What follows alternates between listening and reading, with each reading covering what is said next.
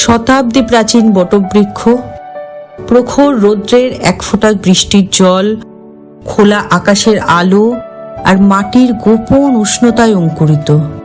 শিকড়ের গহীন আধার চিরে উঠে এসেছে, মাটিকে আঁকড়ে ধরে অসংখ্য ঝুড়ি শিরা বিস্তার করে আজ বিশাল আকারে দাঁড়িয়ে থাকা ইতিহাসের জীবন্ত সাক্ষী আজও সেই শতাব্দী প্রাচীন বটবৃক্ষ, যার বেড়ে ওঠা শৈশবের ক্ষুধার্ত পশুর দাঁতের কামড়ের খাদ্য তালিকায় ছিল আজ সেই পশুই প্রখর রৌদ্রে তারই ছায়ায় আশ্রয়স্থল নিয়েছে।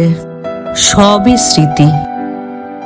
শতাব্দী প্রাচীন বটবৃক্ষ প্রকৃতির পরিবর্তনশীল মহাকাব্যের সাক্ষী।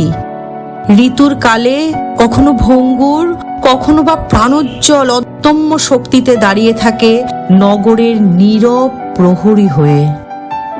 শতাব্দী প্রাচীন বটবৃক্ষ দূর আকাশে সূর্যাস্তের পক্ষীর দল দল বেঁধে ফেরে তার বুকে স্নিগ্ধ আশ্রয়ে, যেখানে পরম নিশ্চিন্ততায় চোখের ফোঁটা কিংবা না ফোটা ছানাগুলোকে অবিরাম ভাবে আগলে রাখতে চেষ্টা করে, যেন পৃথিবীর প্রাচীনতম বুড়ি মা সে।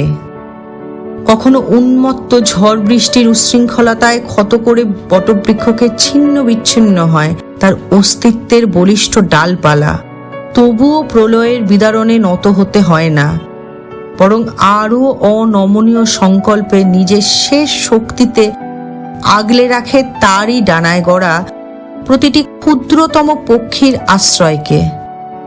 অরণ্যের গহীন আধার স্তব্ধতায়, মাতৃত্বের উষ্ণতায় আগলে রাখে অগণিত পরিযায়ী পক্ষীকে। পরম নিশ্চিন্ততায় গাঢ় ঘুমে নিরাপত্তায় আচ্ছন্ন হয়ে থাকে পক্ষী।